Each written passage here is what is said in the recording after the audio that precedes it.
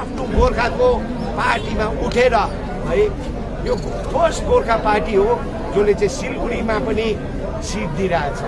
यहाँबाट कुरा गर्नु आसान छ, हाम्रो मान्छे तराई डुवर्स दार्जिलिङ, तर एउटा सानो 14 महिनाको पार्टीले 7वटा उम्मेदवार गोर्खा आदिवासी राजवंशी बहुल क्षेत्रमा हामीले दिएको चाहिँ हिलका रोडमा भाषण दिएको चाहिँ आजसम्म इतिहासमा आइजिजिएफ मात्रै हो। हामी गर्व गर्छौँ।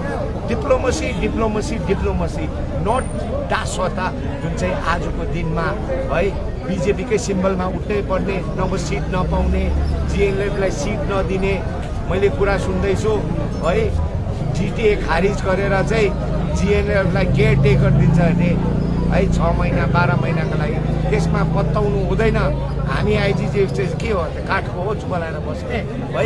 अझै जस्तो कि तपाईँको आज जुन सिम्बल देखेको छ यो पहिला तपाईँको सोचपेटी थियो, अहिले पेन भएको त के कारण?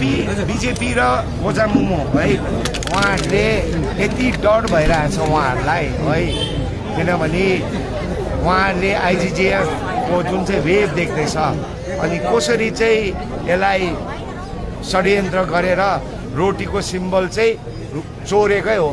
किनभने बिजेपीको जो क्यान्डिडेट छ नोमन राई, उसको साथी अनि गोजामुमुको एकदमै एउटा काडरले 350वटा सिम्बलमा रोटी नै टिप्नु भनेको उसले सोचेको होला लट्री हो, तर त्यो काम लाग्दैन। मान्छे पुरा बुद्धि खोलेको छ।